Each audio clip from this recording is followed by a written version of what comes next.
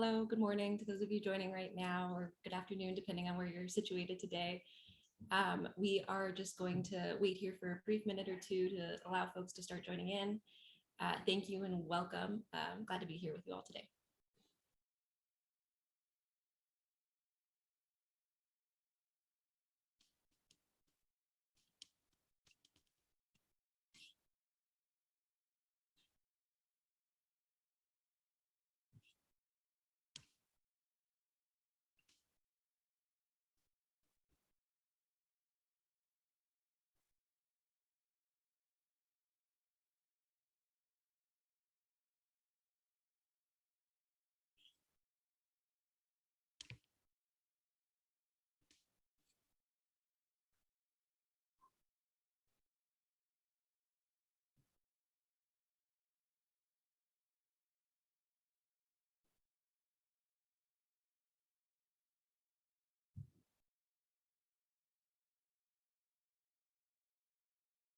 Hi, everyone. We're just waiting here for just a moment as we allow folks to make their way into the room. Please feel free to introduce yourselves in the chat.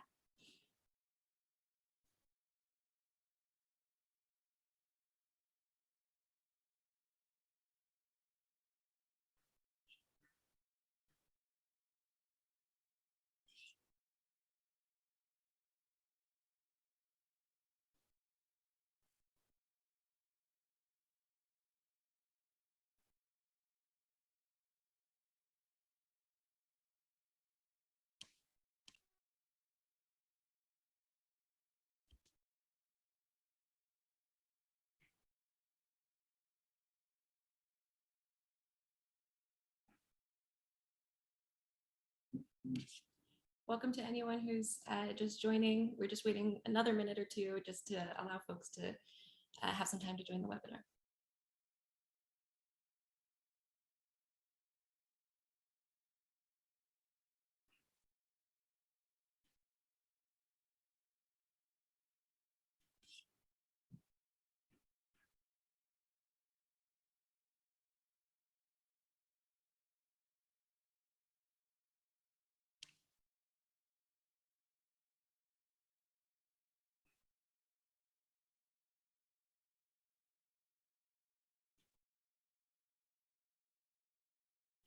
All right, I think we are okay to go ahead and get started. So hello and welcome everyone. Thank you all so much for being here with us today. My name is Brittany Nieto and I am the program manager for the Community Violence Initiative at Giffords. Giffords is a national nonprofit that's led by former Congresswoman Gabby Giffords, and we seek to address the epidemic of gun violence in this country through researching, drafting, and advocating for effective policies and programs that can help reduce violence. So to address the issue of community violence, our work really centers around raising awareness, building support, and advocating for public dollars to fund and sustain and expand CVI programs and strategies. Today, I am privileged to be here on behalf of Giffords to welcome you all to the third installment of our 4-part web series, which is organized in partnership with the wonderful team at Northwestern University's Neighborhood and Network Initiative, also known as N3. For those joining us for the first time today, this web series began in April with a panel discussion describing the fundamentals of community violence intervention and what the work entails and why it's important. The following webinar, which took place in May, set out to put the focus on practitioners, peacemakers, violence interrupters, and other intervention workers who are really at the heart of this important work. We set out to highlight the lived experiences of CVI workers, as well as reveal some of the challenges that they face. And from this discussion, as well as recent surveys conducted by both N3 and Giffords, it's clear that those CVI workers are dedicated professionals with a really unique skill set. Too many intervention workers are underpaid, worried about their job security due to a lack of funding, and face untenable levels of direct and vicarious trauma as a result of their work. CVI workers put their well-being, their lives on the line every day to stop potentially deadly violence before it occurs and make a positive impact on their communities. They're providing an essential service that improves public safety, and we as a country must step up and provide them the resources that they need to be effective and reduce violence and also to stay safe. With this knowledge of the lived experience and challenges of facing CBI workers, we hope to today shed some light on best practices and some novel strategies that can really help support the health and well-being of and also the safety of frontline workers. So before I turn things over to our moderator, I would just like to take care of a few housekeeping items. This webinar will be recorded and shared with all registrants and attendees. If you missed a prior installment of the web series and would like to catch up, I'm going to include a couple of links to the recordings from the first two webinars in the chat in just a moment. One final note, there will also be time for Q&A at the end, so please feel free to submit your questions via the Q&A feature, and we'll do our best to address them all at the end. So with that, to lead this important discussion and introduce you to our expert panel, I would like to pass the virtual mic over to our outstanding moderator today, Soledad McGrath, who is the co-organizer of this web series and the executive director of N3, where she and her team are doing some important research conducted in partnership with community-based organizations and civic partners to bolster the work and maximize the impact of CBI efforts. So Soledad, please take it away. Thank you, Brittany, and hello, everyone. I'm so delighted to be with you all today. If this is the third time you're joining us, thank you for the support, and we hope that you've enjoyed these really important conversations to help amplify the work that our community violence interventionists are doing, have been doing for years, and are really starting to get more and more recognition.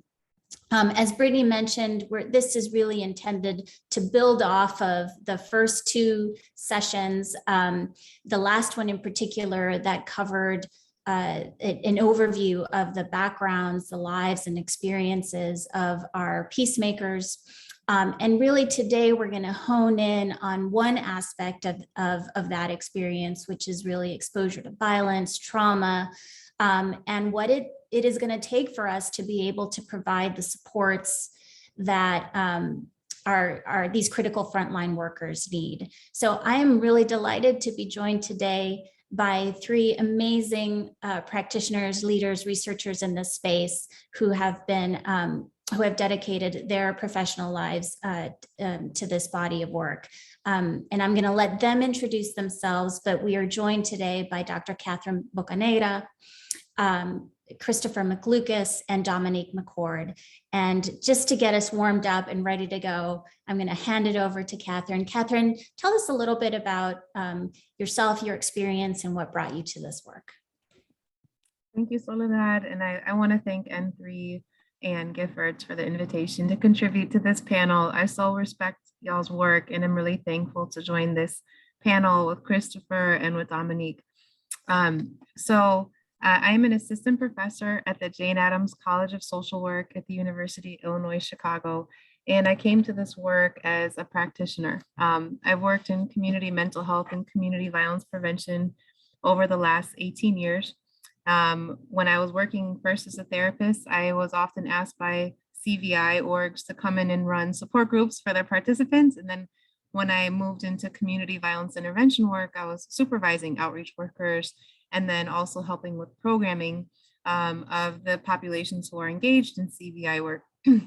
And I came to the research area that I focus on right now, which is on the trauma exposure and the impact of workers and opportunities to promote their wellness in the workplace from personal errors, from professional errors that I made, from supervising workers, seeing their struggles, trying to figure out that balance of professional accountability and support and acknowledgement of the trauma and exposure in the field.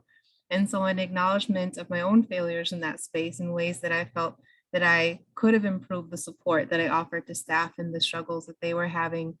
I brought that commitment and that experience into the research space to better understand the challenges that are experienced by CVI workers, the trauma that they experience, and what can be most supportive in the workplace. Thank you, Catherine. Christopher, let me turn to you. All right. Well, good morning, good afternoon, everyone, depending where you're located geographically. And again, thank you for the invite to be here today. I'm grateful to share the space with so many great minds. I look forward to learning during this panel today. So my name is Christopher McLucas. I'm a licensed clinical social worker. I am based out of Los Angeles. I've been working in the field in a variety of capacities, doing violence prevention work. Currently, I'm an adjunct professor at the Smith School for Social Work in Northampton, Massachusetts. I'm also working as a clinical supervisor for Southern California Crossroads, supporting some of the clinical work that's taking place there. And I'm also involved in some additional clinical or consultant capacities. And so, really for me, one of the things I've been looking at in my professional development is just, how to kind of maximize impact at the community level. So I started off as a practitioner and providing direct mental health services. And over the course of my career, I moved into roles as a clinical supervisor and then a clinical director, and really looking at the ways that if we really want to address violence prevention and violence intervention, not only outward facing the community, but really looking at strategies of how do we support our teams, enhance their capacity to be able to better do the jobs that they're very passionate about. And so again, I'm grateful for sharing this space with all of you, and I look forward to the conversation today. Thanks, Christopher. Dominique? Good afternoon, everyone. I'm Dominique Mccor, the Director of Behavioral Health Services for the Metropolitan Peace Initiatives. I've been in the field for 19 years, serving in a variety of capacities from an adjunct instructor to private practice. But what I can say I've enjoyed most throughout my career is working in collaborative environments, and being a part of MPI's CP4P allows me the opportunity to collaboratively work with our partners in addressing improving the conditions for our shared community. And I'm glad to be here with you all. Thank you, Dominique. So folks, I hope you are as excited as I am to be in company and in community with these amazing folks. I just want to flag CP4P Communities Partnering for Peace for those of you that may not be familiar with the phrase. So let's dive in. I mean, you all come to this work, from really, I think, personal commitment, deep passion for what you've experienced and what you've seen in your own space. But let's take a step back a little bit and Catherine, if you could help us set the foundation for why this work is so critical and why this topic in particular is so critical. And you've done such amazing work over the years and are really, leading the way in this effort. So maybe you can start us off and kind of level set for us. Sure. Thank you, Soledad. The most valuable resource in community violence intervention work is the workforce, is the worker. And I've said this a lot of times that their success can be measured in human lives. And so this is different from any other kind of profession, and the tremendous burden that they voluntarily and in a deeply committed manner shoulder every single day. I'm trying to save a life. And so if they're taking this burden on themselves and making this deep commitment to community, then I think every effort must be made to think about how we can support them in the field, how we can sustain the impact they have on the lives that they're reaching, and how we can even deepen that impact through investing in workers. And I always, if you would permit me, Soledad, to share really briefly a story that kind of illustrates this point. When I was supervising outreach workers in the first year, there was a shooting that occurred. Somebody walked up to a group of young men who were sitting on the front step of somebody's house in a warm spring evening. 2 young men were shot, and our outreach worker arrived shortly after that shooting occurred, helped the mother pull the 2 men who were injured into the house, and watched one of them bleed out on the couch while the other had a graze wound sustained to their head, and brought the family to the hospital because the ambulance was incredibly delayed in arriving. And this outreach worker lost that client who was shot in the stomach was their client, and they lost their client, and they watched this client bleed out, and they were assisting the family at that time. This happens every single day across the nation to outreach workers who are losing clients, who are witnessing these extreme acts of violence. And after that incident, I noticed how much that worker was struggling, right? And there was a fear of continuing to engage clients. What if I lose another one? How do I continue to engage a family when I made this commitment to the family? Like, I'm going to do everything I can to help and protect your child, all right? And your child was murdered, and I was there at the scene and watched your struggle. So this worker struggled tremendously to the point where they became disengaged in the workplace, disengaged from clients. And while we're trying to figure out how to support them, we're trying to balance, well, you have to continue to engage people. You have to continue to produce this productivity burden, right? That we are accountable for to our grants and to our funders to fulfilling. And we ended up letting this worker go because they weren't fulfilling their productivity requirements. I think the whole way in which that was processed caused further harm to that individual. It caused harm to the clients that they were engaging in the community because that relationship was disrupted.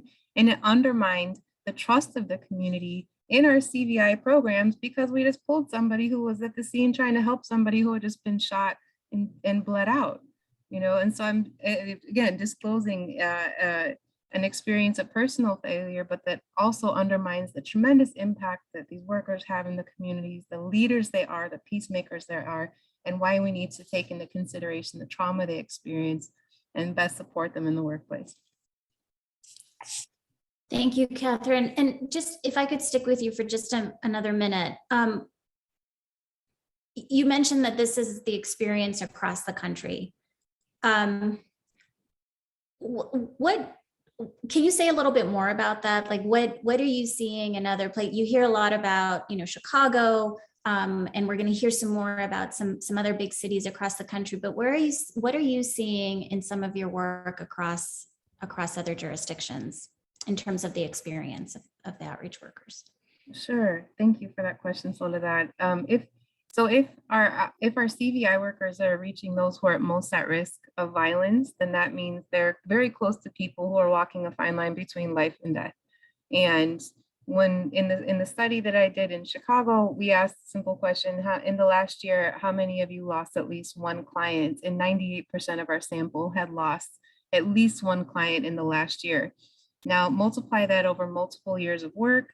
Okay, this happened in the second year of a pandemic. So imagine if this is like in 2022, 2023, when we're moving further away from the pandemic.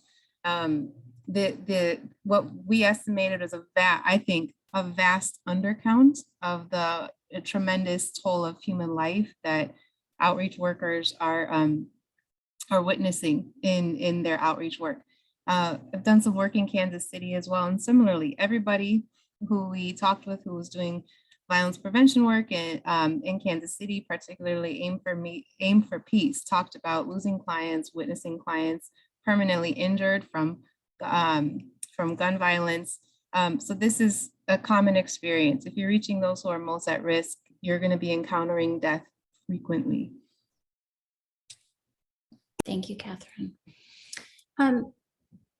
Christopher, I'm going to call you Chris. Chris, if you could you step in? I know you have vast experience in LA. Maybe you can share some of your experiences there and what you've come across. Yes, absolutely. So, definitely just building out the points that Catherine had mentioned. We recognize that that this particular group of workers is such a valuable asset in the big picture around violence prevention efforts. It's a level of cultural competency in recognizing that they know these communities better than outside providers, and so often are this bridge between traditional nonprofits and mental health providers and being able to connect these services appropriately in a trusted way to community members. And so, just looking at the impact of trauma, we have to ask ourselves, well, why not? Why would we not pay attention to the levels of trauma that they experience, and just recognizing, what are the consequences if the levels of trauma that they experienced prior to coming into the work and while they're experiencing their job may cause them to leave the workforce. Well, what happens to that valuable asset in our larger violence prevention work? And so, this is something that's extraordinarily important. And also just kind of, looking at some of the things we've done in Los Angeles, had the opportunity to be a part of an amazing team with at Southern California Crossroads, Alma, and Cal State LA, where we were part of a training program where we not only recognizing some of these challenges that may exist, and so providing information, recognizing the signs and symptoms of trauma, and giving some tangible resources on how they can manage and kind of implement psychological first aid in their own life. And then also being able to take those skills into the community. So it was kind of a multi-layered where we're looking at supporting the workers themselves, and then also helping them develop skill sets and share some strategies that they can take into their own work. And so, what we find is, being able to support people both kind of in their internal processes and in supporting them with the skill set can be really beneficial to their long-term sustainability and just reducing some of the effects of the work. Thanks, Chris. I mean, Dominique, you're obviously doing this work in Chicago. Just also, if you can share what you're seeing through your lens, and also just building off the point that Catherine made about the pandemic, and frankly, multiple pandemics that CVI workers have faced over the last couple of years, not just gun violence, but summer of 2020, and of course, COVID, having to serve as de facto public health workers in many cases. I mean, it was just a tremendous, tremendous load.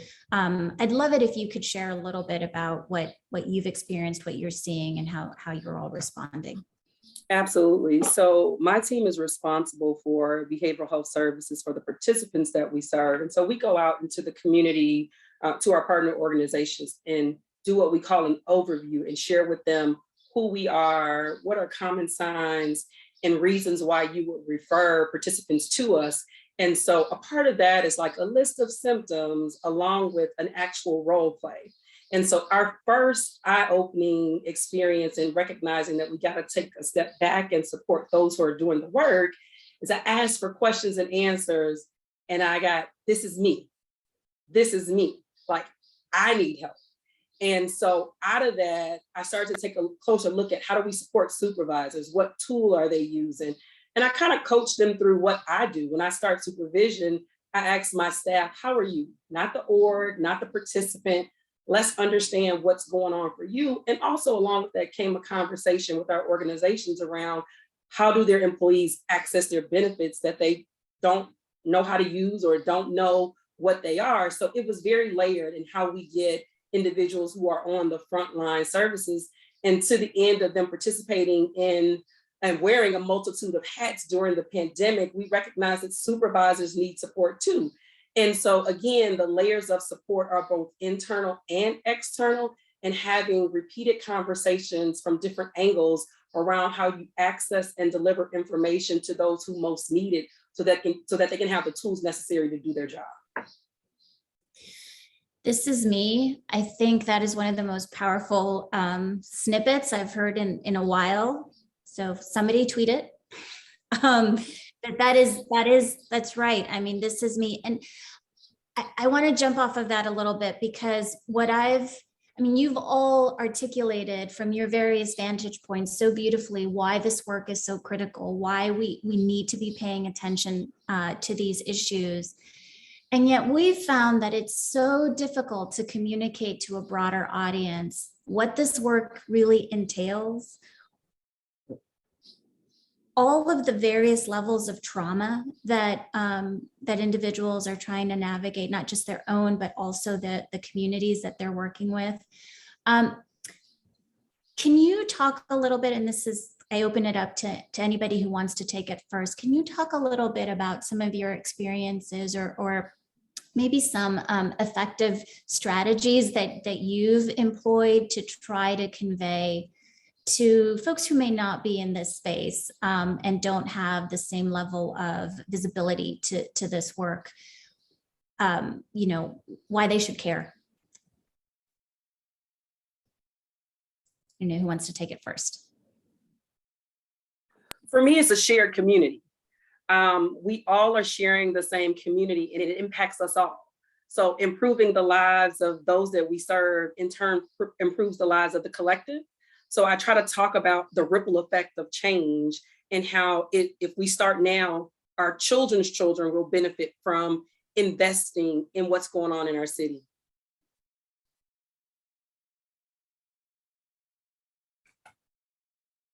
Catherine, Chris, do you want to respond? Sure, I'm actually going to riff off of a different part of your question on the multiple layers. So Christopher, if you wanted to respond to Dominique's comment, maybe for more flow, and then I can. Yeah. Sure, absolutely. So, yeah, absolutely. I think, Dominique really kind of hit that on the head. The other thing I would add to that is, really sharing the stories. And then this is coming from kind of a larger perspective of, investing in research. It really helps helps share the stories and create a shared understanding of what it means to be on the front lines. And so not only gathering the quantitative data, but also the qualitative data that can be really helpful in communicating to different stakeholder groups. As not only these are the experiences, but this is the impact that they're having within the community. And so sometimes having the story kind of carry the message can be in a helpful way. So that was a perfect segue into how I wanted to respond to your question, so to that, which is, so in Chicago, we did a study looking at traumatic stress and street intervention workers and the impact it had on them, and we used a qualitative approach, just like how Christopher mentioned. So I've had a clinical license for 12 years, and I know that there exist these incredible trauma screening tools that in a really succinct way and in a very quick way, you can collect a lot of information about somebody's trauma profile. But many of these trauma screening tools are usually like a checklist of symptoms or events, and it doesn't necessarily, it can't necessarily capture somebody's experience or the impact of that event or the root cause of that symptom like list. And so we use a qualitative approach to better understand traumatic stress among CVI workers and open the conversation to try and also destigmatize that language a little bit, because there is a whole critique out there around trauma-informed care and versus healing-centered engagement and centering somebody as the totality of their traumatic experiences. So we opened the conversation by asking them to describe what was most stressful to them in the work, where they experienced the most challenges. And that naturally led into a conversation around trauma. But what we were really surprised by as somebody who comes from outside the lifestyle of people who had street experience, who've had systems involvement, is that I thought that what they would mostly talk about was the exposure to shootings and homicides, because if your average citizen was exposed for 1 week, I think, to what your average CVI worker is exposed to, we would all be institutionalized. And no, what they ended up talking about in the bulk of the interviews were other forms of traumatic stress. So the kind of 4 areas that they discussed were, yes, the shootings and homicides were stressful, but attending to the aftermath of violence, I think that we don't fully recognize how deeply involved CVI workers are in victim services, organizing funerals, assisting families long-term, like staying with them for the long term after a traumatic loss. The third theme was their contact with the criminal legal system on behalf in their professional role. So advocating on behalf of clients, their contact with law enforcement, doing community work, attending parole hearings, going to court hearings, visiting clients in jail and prison. And then the fourth theme was actually what we came to call organizational trauma, which was related to their employment experience. And what they described were dynamics in which organizations can actually enact and act out of traumatized dynamics. And this was reflected in ways in which people were hired, they were supervised, crises were managed in a variety of ways. And it's not to say that I think every single organization who's doing this work cares deeply about its workers and is trying to do the best it can with the information they have, but it's incredibly complex work. And it's an emerging field. And so what we kind of landed with that study is there are some ways in which organizations can move towards trauma responsive, healing centered practice that could really benefit workers and benefit the communities that they're situated within. Thank you for that. So what are we missing? in order for us to be able to develop the supports, policies, organizational infrastructure, all of the, I think, various components that you've mentioned, and I'm sure there are more that we can draw out. What would you say is missing either in the narrative or in our general understanding of the issues, so that we can turn to understanding what some potential solutions could be? Dominique, do you have any thoughts on? I do. I think, we're missing an actual workforce at times. And I also think we're missing culturally responsive training, right? And understanding of who we are and how we got here. I think that narrative impacts how we create change. And so when we're able, through the Metropolitan Peace Academy, to go out into the community and train individuals on who we are and the work that we're doing, I think it provides an understanding and a framework for a variety of professionals to be able to collectively assist us in the process. And through their lens, understand who our workers are, who the population that we serve are, and maximize the efforts. Because without that understanding, I think it's a one-sided lens of who individuals are. Chris, Catherine, anything you would add? Yes, absolutely. So, and I think also part of the equation is just ensuring that that frontline workers are really kind of have a seat at the table and are sharing their experiences, and organizations are asking about it. So, it's within my level and organization can say this is what the needs are, but I don't know because I'm not them. And so really integrating continual processes of evaluation is like, okay, well, what are your needs and how can we best support you in your role? So, as Catherine had mentioned, kind of talking about these organizational dynamics and how they could replicate trauma, really kind of creating this true collaborative environment where you have people that are most impacted by the intervention, you're bringing them to the table and saying, hey, does this work for you? And which ways can we modify it, or tell us like what you need so we can develop organizational support. And even, kind of going back to some of the trainings that I was involved with in Los Angeles, when we were implementing these trainings virtually, that was actually a really helpful part of the process, because we would get feedback from the participants on a regular basis, and that allowed us to make the modifications. So it was never about like us, it was more about, okay, well, yeah, this is helpful, this wasn't, and we were able to kind of adapt to the needs as they emerge. Yeah, and I love what Dominique and Christopher said. The Metropolitan Peace Academy has created the learning community, right? They've created a network of support among CVI workers across the whole city. And that, I think, is a tremendous support when you're talking about traumatic stress and the stressors of the job, and how do we center workers in the way that we define the work. And so big shout out to the Metropolitan Peace Academy and the work of Dominique and her colleagues. And just like how Christopher was saying, making sure that in all efforts that we're thinking about related to CVI workers and how to support their wellness, that they're actually being consulted and that they're helping define what wellness looks like to them.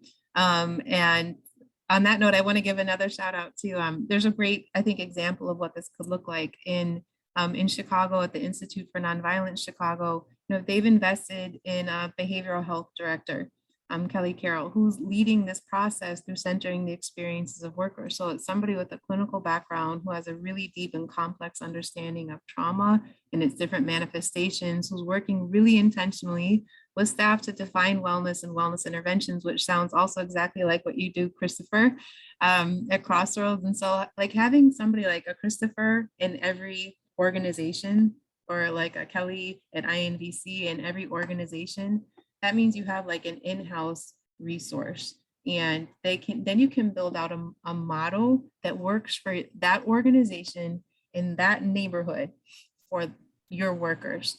I got asked a lot from the Chicago study, so like, where's your manual? And we're like, well, there's a few different reasons why we didn't develop a manual. And the first and foremost thing is that like what CVI work looks like, if I were just use a Chicago example, like in Little Village versus in Austin, it's very different. Okay, and that's related to the culture and history of the community and the organizations which are hiring the workers. Similarly, in California or in Los Angeles and Chicago, we can't, there's some similarities, there's some basic principles that we can share, but we can't, I wouldn't copy and paste a model of what worker wellness looks like across all organizations. And so to that point, we developed a website and a set of guiding principles on what workers say is healing centered care in the workplace for them. I'll put it in the chat if anybody's interested, and it's on a resource tab.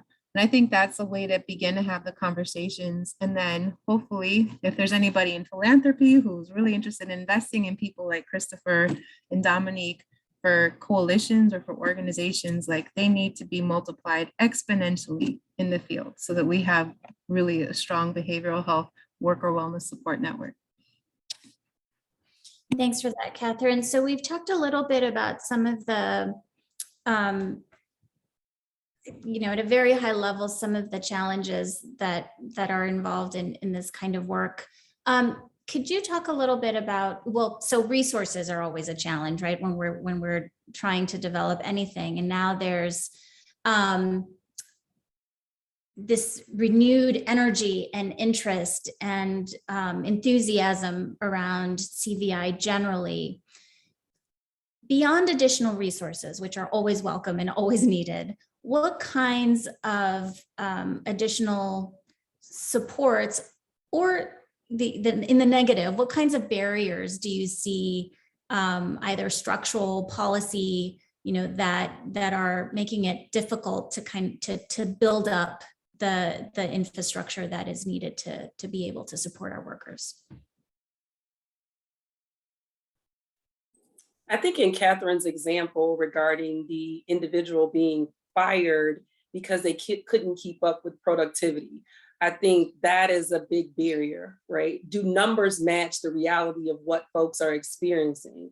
And so I think when you have to combat the report with, being able to hold space for people to heal and get back to the work, that's often difficult. I think we try our best internally to pause when, one of our staff has had to deal with multiple deaths in 7 days' time. And I think we're fortunate in that we can kind of switch people and move things around. But I think that's a very unique opportunity that we have. And not all organizations have that opportunity to pause and to be able to hold that space for folks to pause and heal and continue on and figure out because actually you don't always know what you need to heal. So it's like, what do you need? I don't know.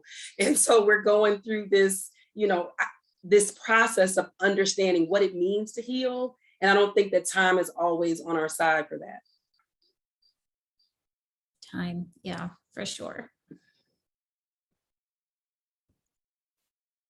So something I can add as well is just looking at within organizations, and of course this is tied to funding, but what are the clear pathways for professional development for a worker, and so for a CVI worker? And so thinking about, well, in what ways can you advance within the organization so you can maximize your impact?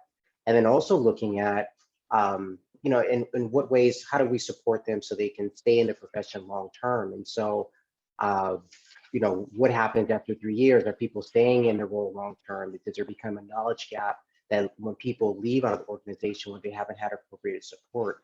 And so, one of the strategies can be not only the support that's been identified here already, but looking at these clear professional pathways to provide economic stability that's kind of, in recognition of the work that they're doing. And so that way we can retain these valuable leaders. So is anyone doing that, Chris? Are there any examples that you can point to that would be useful for the audience to turn to? Yeah, so, I can definitely say in terms of this is part of ongoing discussions in Southern California Crossroads, really looking at these ideas.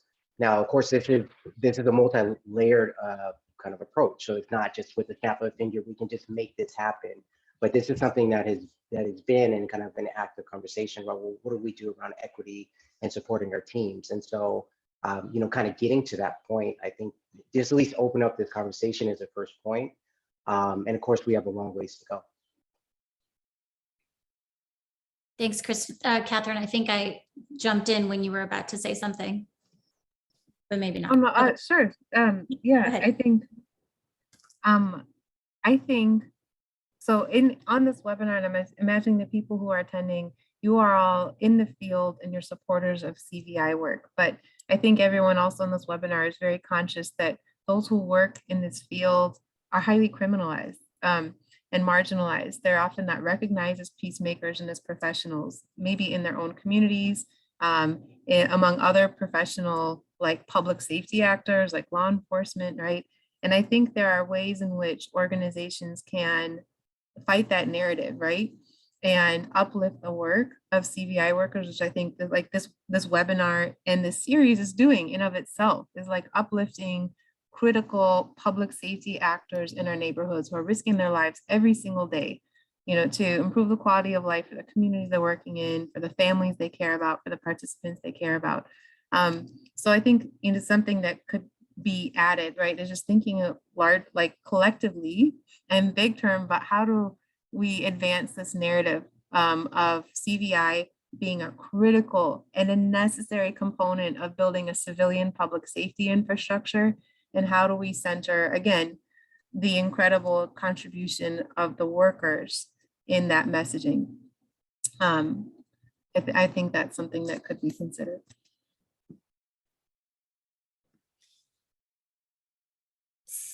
Is anyone doing this well?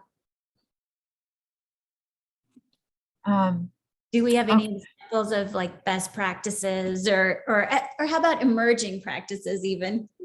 Yeah, I wish, I think, again, I'm based in Chicago. I really think that the way that like Ready Chicago, Heartland Alliance, the way they talk about their work and their participants, I think is this within this positive framing like mechanism. I say the same for Metropolitan Peace Initiatives and the Communities Partnering for Peace in Chicago Cred, is like the way that they're challenging media outlets, developing web content and doing social media outreach around CVI work is changing the narrative. Because if you looked, like when I started doing this work 18 years ago, every story about CVI work was ex-con getting a second, chance in the community, like felon or thug gets a job for helping people in the community. It was always framed in terms of somebody's worst deed, and their entirety of their contribution to society was tethered to that worst deed. And I'm like, I understand the intent behind that, like to show like people are redeemable and we should believe in second chances. But think about what that does to the worker. They're constantly being shoved down, that narrative is being shoved down their throats of like, you're only as, no matter what you do, no matter how many lives you save, you're always going to be framed as the worst thing that's ever happened to you or the worst thing that you've ever done. So I want to again uplift the amazing work of Chicago orgs and reframing that and challenging media and how they cover it. That's one small portion around how we it changed the narrative and really uplift the work of community violence intervention. I think to Catherine's point, in the Peace Academy, when we allow the student to become the teacher, it's an important part of shifting that narrative that allows them to be the experts and us to be the students and to grow the capacity of their peers. I think that for me personally, it's an empowering thing to witness their growth and their evolution.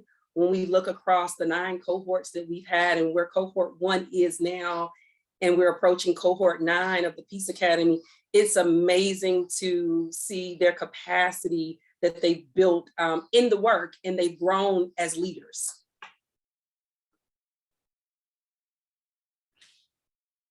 So media is a huge audience, right? For improving the work, I suppose. We have policymakers, funders. Catherine, you brought up funders, and Dominique, you brought up numbers and the metrics that we're all being held to in different capacities and by different brokers. How would you approach this with the policymakers? What is needed from the policy side beyond the additional resources, which we're always gonna say is critical part of the ingredient?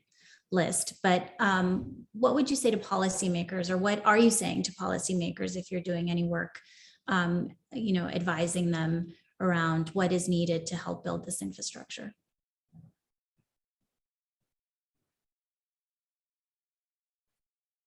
Or funders? I can begin to try and answer that, like bridging the funding, and well, because the public investments in CVI work have expanded tremendously over the last couple of years. I know, again, drawing from Chicago example, but I'm sure this holds true in other major cities, that it was really the private philanthropic organizations who are investing in CVI work in 2016, 2017. And now the majority of those investments are coming from city, county, and state governments. So our elected officials who are overseeing policy are now overseeing the flow of funding into CVI work. And I think those are interconnected. So my first thought, and maybe I'll have if I think about this a little more, I'm sure I'll have other ideas that come related to policy, is that in any violence reduction, public safety policy mechanism, that CVI be an integrated strategy and explicitly listed, and not just left up to kind of who applies and what comes out of that process, that it should be prioritized. And then relatedly, when there is policy that's channeling funding to CVI work, I know like programming is incredibly important, boots on ground is incredibly important, but what kind of suffers in that space is building your infrastructure, your organizational capacity and infrastructure. And that's maybe less attractive and appealing to government funding sources and private funding sources, because it's, like it's less tangible. Like, how do you measure the impact of hiring somebody in human resources? Well, that impact may not be measured in the reduction in shootings and homicides, but in worker wellness and organizational functioning and the retention of staff and their development and their supervision, all of those things, you can measure it that way. And those are all integral into the impact that we want to see as a result of investing in CVI workers, safer neighborhoods, reductions in violence. So those are my initial thoughts, but I'm sure I'll have some others later. Can we stay on that thread for a little bit? I think it raises the issue of outcomes, right? Like what do we measure? So what does success look like? And what do we track? What do we follow? What do we hold ourselves up to when we talk about success?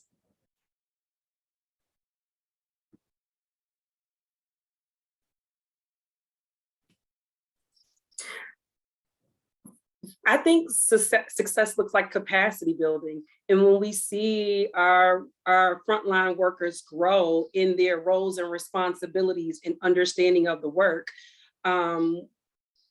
if you're in a role for 5 years and experiencing this intense level of trauma, what impact does that have on the work? Are we building capacity? Is the individual better off? So I really do think that success looks like the evolution growth of those involved in doing the direct service.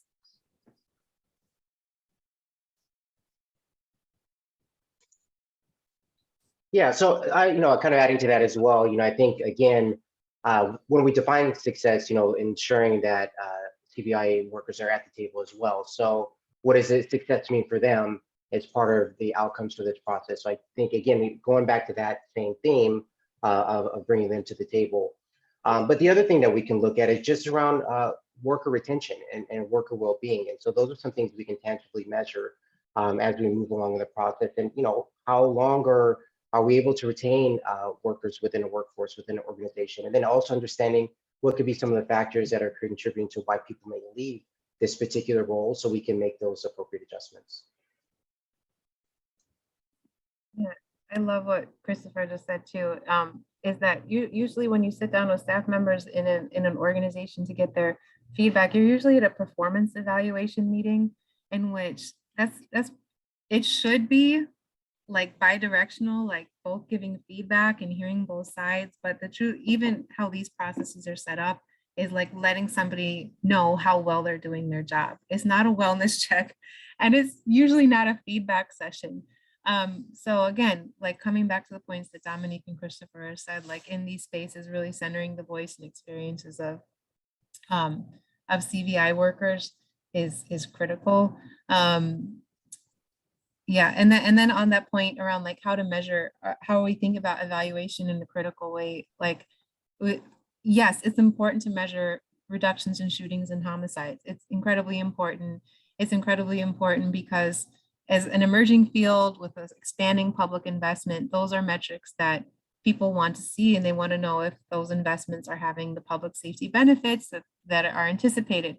But between investing in hiring an outreach worker or CVI worker and that reduction in shootings and homicides, there's a huge process that occurs that is rarely captured in program evaluations, that is rarely presented in congressional hearings or House hearings or Senate hearings or whoever, or public, when people are giving kind of these public updates on funding sources.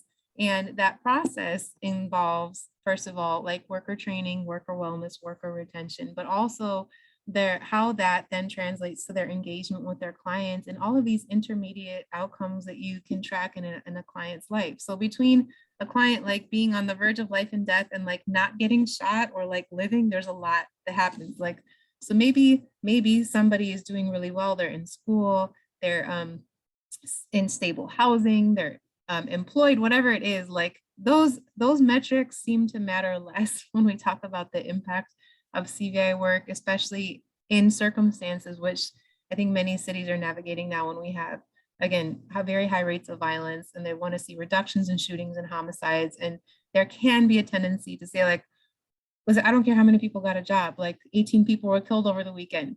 Tell me, like, what are you doing about that? Right. So, yeah. That is the perpetual problem, right? Or the challenge, really, that you're trying to navigate both and trying to make the case that good work, it's yes, and there's still all this progress being made and amazing work happening. We're going to turn to questions from the audience in just a minute, but as a bridge to get us there, I think both, all of you in some way have mentioned integrating the perspectives, the voices of the frontline workers themselves. We all take that very seriously. I think a concern that has been raised around that is how to do that effectively and in a way that's not inadvertently re-traumatizing an individual, that's by being asked to share their experiences. How do you all approach bringing in and integrating and amplifying the work of frontline workers without causing additional harm?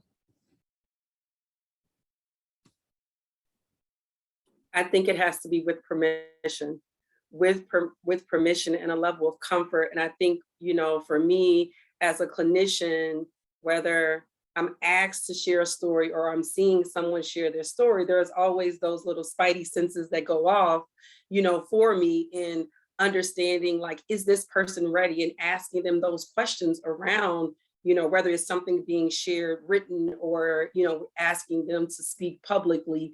I think we have to handle that with care and connect them with folks who are going to honor their experience and be able to hold space for whether they're ready or not, and accept where they are in their healing.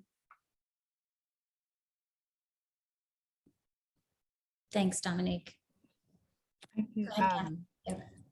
Yeah, the kind of the gut reaction when we're like, oh, somebody is traumatized, they need therapy, and then you sit down and you imagine what I usually hear from CVI workers. I'm like, have you thought about therapy or something like that? I'm like, no. And we then falsely assume that has to do with stigma around mental health, and there may be stigma there, but it usually has to do more so with a really negative experience with a therapist or somebody in a mental health profession. And acknowledging that you represent that when you're coming in your therapeutic wellness role, and that has to be unpacked, right? Because they've seen mental health practitioners come in their life, make false promises, criminalize clinical behavior, and disrupt families, and do a lot of like really harmful things that re-traumatize people. And so one thing that we asked in our study was like, what are effective models of wellness that CVI workers found incredibly helpful. And what they shared was when you have like a therapist on staff who's also working with clients, okay, that has a dual role as like your wellness, staff wellness person, and who's also working with clients, that staff members felt less comfortable disclosing their own stressors with them because it was kind of like sharing with a colleague and putting themselves in a client role, but they're like the professional, right? And then see, and I'm going to go disclose all the stuff to my coworker, and they may, are they going to see me differently after I share this with them? So that professional should be like fully there for the staff, you know, and not have that dual role of like, I help clients and I help staff. It also, they found it to be helpful with somebody who's like not even an employee, but could be contractually tethered to an organization, because then I don't have to worry about facing that person at work. If I'm talking about marital problems, if I'm talking about issues with my kids at school, if I'm talking about suicidal ideations or things like that, that somebody can, I know that resource is there. I know they're available for me, and I don't have to confront the shame by working with that person in a regular way, but I know that it's a readily available resource. So I think those are two suggestions that came from CVI workers in terms of how to begin to have those conversations. And then, of course, going back to something that Dominique said, is like having culturally representative, culturally responsive therapists on staff. Okay, people who understand their experiences, who they feel comfortable disclosing their own traumatic stress to, I think can't be emphasized enough. So you both preempted a question from the audience, which was exactly around this, you know, how to approach the cultural barriers that folks might have in talking about trauma. So that was really helpful. We have another question from the audience. Around just unpacking trauma, about helping CVI workers unpack trauma more generally. What are some effective approaches additional effective approaches that you've seen, Chris, maybe from your experience in LA or in some of the other jurisdictions? Yeah, absolutely. So I think, and maybe this will kind of address the previous question as well. You know, I think it's really important to also really kind of tap into the things that are working well for them that support wellness in their own lives. And so again, I don't have to be the all knower, this is what you need to do, but really collaboratively thinking with them around what healing looks like. And then also just another point around that, it's not even only about what's kind of said, but it's about practices. So just things around consistency and structure within organizations. And so if the organization or a leader within an organization says they're going to do something, there's consistency and follow through, and if something can happen, then there's kind of some transparency in those conversations. And so that can be really helpful to support kind of the well-being and just being very intentional into how those stories are shared. So not in a way that's kind of exploits them, but in a way that's intentional. And of course, as Dominique mentioned, you know, definitely with their permission. Okay, so I was thinking about the other one, but you know, and I lost the other question. So can you repeat that one again? Yeah, That's okay. That's okay. It was a question from the audience actually that Dominique and Catherine sort of tag teamed without, I think, knowing it. But the question was what is the best approach to getting CVI workers to consider unpacking their trauma, and you know, that acknowledging that many are proud to a fault, and that culture teaches them not to speak about it. So how best to approach that? Yeah, okay, yeah, definitely. So I think, you know, kind of a continuation of the answer. Yeah. Also, you know, this idea of recognizing boundaries and kind of, you know, appropriate, maybe it's like psychological first aid. There's going to be some things in a work environment that it's just not helpful for them to kind of fully disclose. So maybe it's kind of supporting them with, well, these are some coping skills that kind of help you. And again, let me work with you to get you connected to something that makes sense for you to support your healing. And so kind of, you know, helping people acknowledge, you know, what's an appropriate boundary for them. What do they feel like it isn't feel kind of safe within the environment, sharing with their colleagues or supervisors. Again, getting them connected to appropriate places. Thank you, Chris. So I'm going to pivot us a little bit and bring us back to the conversation about audiences and various audiences that we need to be reaching to help build this infrastructure. So we talked a little bit about media. I know there could be an entire session on just media responses to and how media reports violence. But I'm curious about unlikely allies. So I think we know we need to make a case to policymakers. We know we need to talk to media. We know we need to talk to each other with those of us that are in this space. Are there others that are part of the ecosystems that you have either already been working with or are starting to see as unlikely allies in the effort to provide the necessary supports to workers? Or build the infrastructure, to make not just the individual change, but the organizational change that's necessary.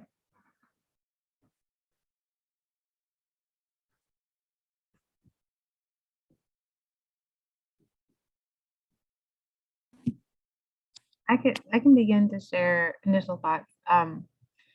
So I've seen this happen a lot where there's like an intervention to address trauma, bringing together groups with like kind of shared experiences of violence or trauma to begin to unpack that and to understand. Sometimes when you see your own experience come through somebody else, you're able to unpack it and process it in a really effective way.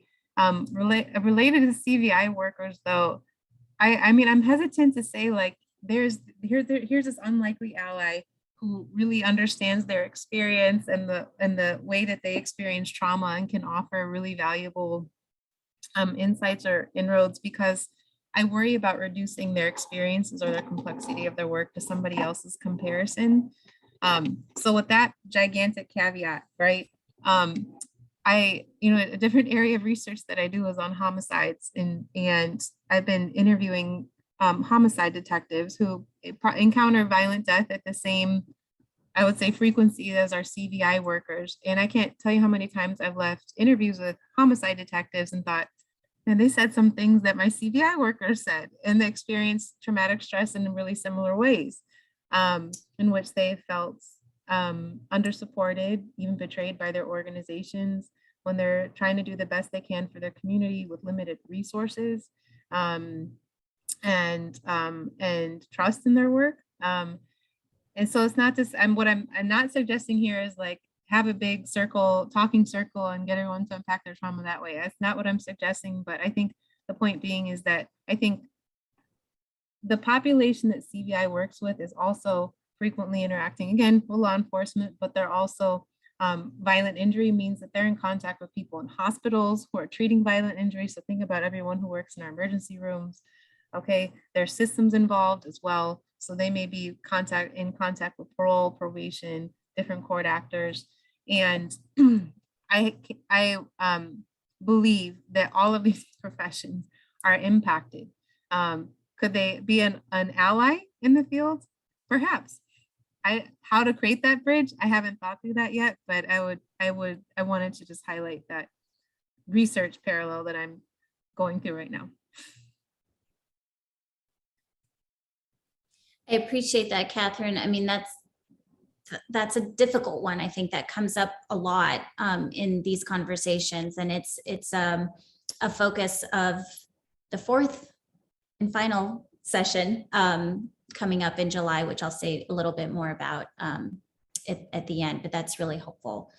Well, let's turn to funders then, because funding is a critical component. I've been sort of dismissing it because we all know we need dollars, but we do need certain kinds of dollars as well. We need flexibility, right, and an understanding of what this work really entails. This is a question from the audience. How can we think about getting support for these types of initiatives that may not fit what funders are used to, frankly? What's your experience been, or do you have recommendations for our funding partners?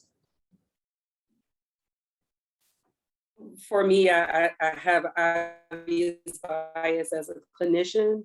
I'd like to see increasing funding for clinical work in this space and wellness directors, and things of that nature. I think that the work is often underfunded specifically for clinicians. And when you're looking for clinicians to do this work of this intensity, I think that comes with a price tag that needs to be acknowledged, and they should be compensated for that. And so I'd like to see a little bit more attention around that from funders and training. Can you say more about training for? Absolutely. I think that when a clinician comes to us, more often than not, they're coming to us a year or straight out of grad school. And so the training that we put into clinicians to prepare them to be able to be experts and comfortable with doing their work. I think often if they're clinicians a couple years into the field, it still requires increased training and enhancing their skill set to be able to appropriately and ethically serve our population. And I want to support everything Dominique just said. And I noticed that Mike McLively already mentioned this in the chat, that as funding sources can ask organizations to articulate their work or wellness plan. So maybe it is a programmatic grant and that these funds have to go into programs, but it doesn't mean that that can't be asked. And how worker wellness is integrated into the program integrity be articulated in the grant process as well. Yeah. So can we talk a little bit about how, we talked about the individual impact organizationally, how do we take this to an organizational level? And what would you say how would organizations start? How do you approach providing the supports that are necessary? Catherine, you posted your streetsupport.org, which has some great resources there for folks to peruse. But what would you say are some of the critical first steps for organizations that are trying to do better in this space and launch these kinds of supports and initiatives? So I can start with that. I think it's important to gather the information. That's, I think, a recurring theme of what I've been saying is seeking to understand your staff's experiences. And so this can be done through, maybe a simple survey or kind of asking some questions, or informally during your supervision spaces. Really, what are your needs and how can we support you? Our goal is really to be intentional here around worker wellness. And so we just want to know what the resources available. So that way it makes sense and it's something that's feasible and acceptable for you and your use. And so I think that's definitely an important first step. And then, again, I think as Catherine kind of mentioned earlier, is that there are some models that maybe exist in certain places, but recognizing that each community and each organization has its own cultural context in which they work. And so being able to adapt, best practices they need to see from other places to be able to implement in your respective organization. I'm going to incorporate something both Chris and Catherine said. And Chris talked about consistency and regularity in how orgs show up for their staff. And I think it's really important in order to be able to get to what their needs are, you have to have that space for that feedback to be received. And so I think at its very basic level, having consistent supervision and staff meetings where feedback can be two-way. Catherine mentioned that often we're evaluating the staff versus the staff telling us this is not working, and us being open and willing to receive how we revise things so that it can work for the collective.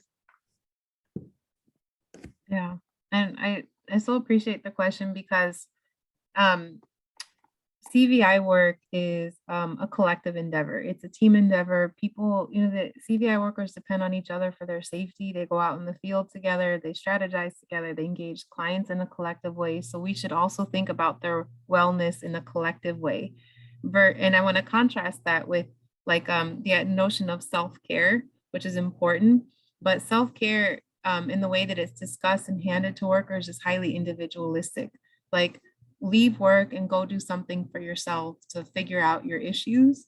And most workers that we interview, actually all of them in the study, their well-being, their reason for waking up in the morning is their job. So you're telling them detach from what's most meaningful to you and figure out how to deal with what you're struggling with is like, it contradicts almost like every fiber of their being. So the workplace is a really important setting in which you can think about collective wellness, in which the same kind of team dynamic and environment through which the work is taking place, people can also take care of each other. And one thing that I want to add there too, so they've talked about consistent, like operationalizing it, making consistent supervision and check-ins and stuff like that. There are some like things that are inevitable with this work. So like they will lose participants. They're at high risk of being harmed themselves, maybe directly or indirectly going out in the fields. Like CVI workers have been shot and killed on the job, all right? So client loss will occur, workers can be harmed in the field. Rather than like waiting for something bad to happen and then mobilizing a response to it, there should be like a thought process put in place. How do we prepare for this? And then lastly, related to that, something that's incredibly common among CVI workers is working insane hours. We began our interviews with asking how many hours a week do you work, and we averaged it was like 85 hours a week. Like think about that. There's no off time, really. And so if we want people to practice balance and wellness in their life, it's impossible to do that if almost every waking hour and non-waking hour, right? In the middle of the night, when you're getting text messages and phone calls and updates about things that are happening, that you can be whole and well. So time management is a really important thing for organizations to consider as well, related to worker wellness.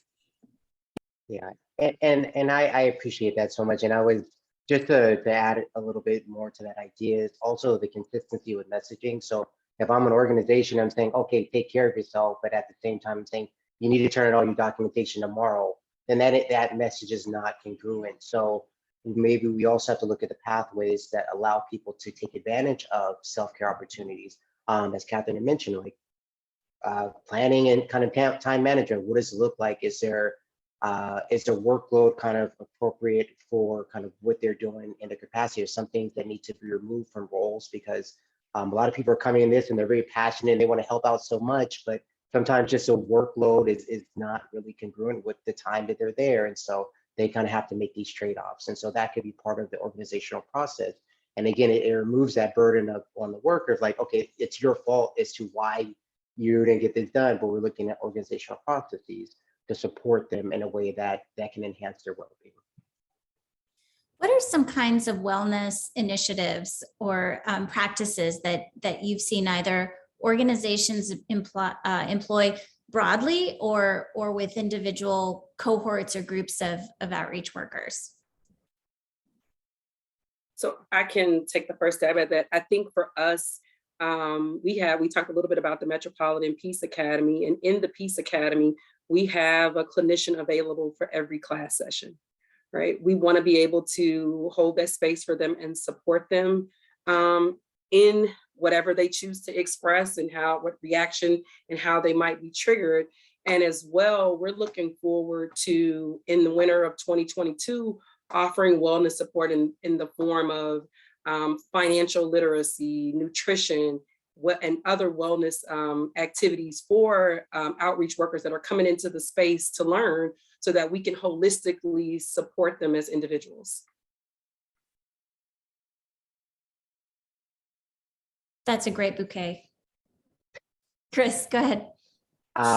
Yeah, I mean, I think this is one of the areas, I appreciate within Southern California Crossroads. And so there's been a lot of intentionality around, especially as we transitioned from COVID, where a lot of things were virtual to in person. And so there's been a significant kind of increase in staff. And so leadership and executive directors really kind of been intentional about that. Well, how do we create spaces where we can not only promote wellness, but also create community where staff can get to know each other? So we kind of creating these informal spaces, informal events that's really intentional of driving worker wellness in that way. Yeah, just to add to what Dominique and Christopher were saying, and actually a comment or in the chat earlier that like talk, it doesn't all need to be like talk therapy, like sit down and unload your feelings on me.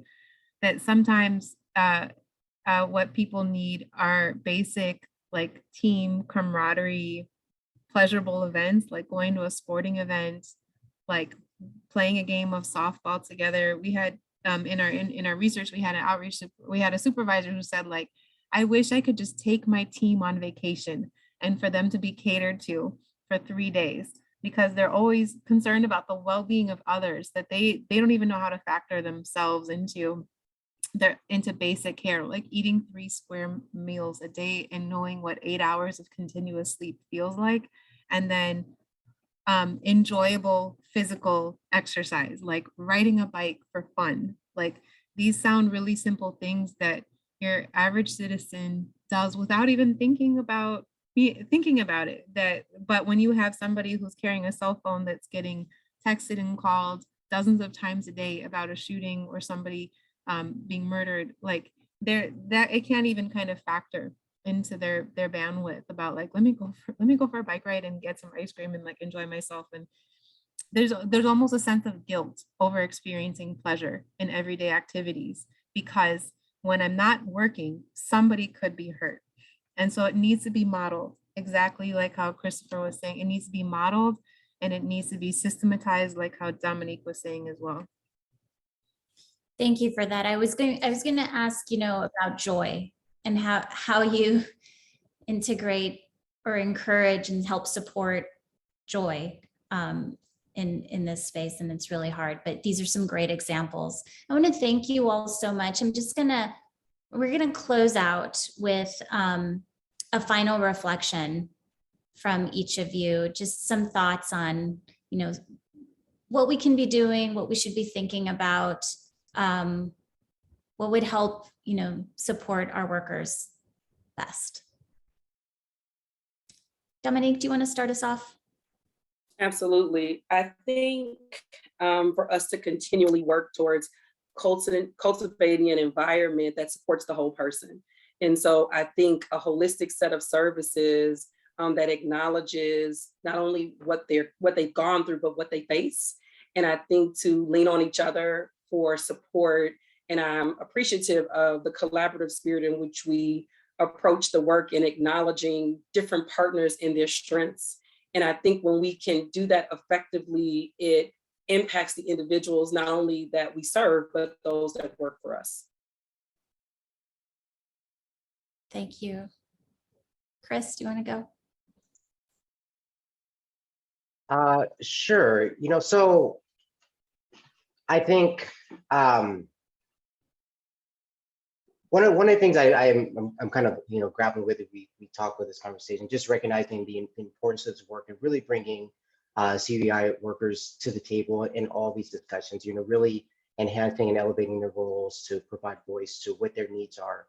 Not only kind of addressing or reducing the potential re-traumatization within organizations, but really kind of giving voice and making spaces that are useful for them.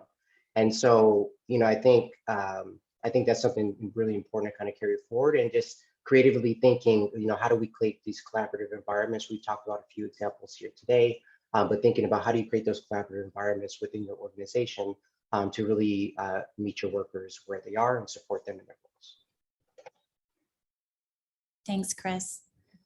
And just to go over what they both said is that like the things can get better, and there's tremendous opportunity to better support outreach workers and their trauma experiences. We can't control the community environment, we can't control interactions with law enforcement, and but we have tremendous leverage and control over the environment, the context, the workplace in which CVI workers are risking their lives and trying to save a life every single day.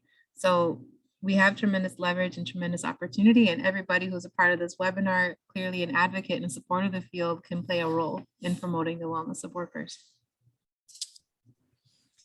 Thank you all so much. I mean, you've helped us raise some really critical issues. You've put some resources that will hopefully be accessible to our audience. I want to thank everyone for joining us to talk about what it takes to support individual practitioners, how to amplify their voices, how to bring this to an organizational level, and really bring the entire ecosystem of policymakers, funders, media, all the partners that are part of that need to be part of a comprehensive and holistic approach to safety in our community and well-being in our communities together. So I really want to thank all of you for bringing your expertise and experiences to this conversation, and thank you for the work that you do. Want to remind our audience that we have one more webinar in this series in partnership with Giffords to be held July 14th. It's going to focus on the relationship with CVI work and law enforcement and talk about that intersection. So there will be more information coming to you all via email if you've registered for this particular webinar. So thank you again, and I hope you all have a lovely afternoon.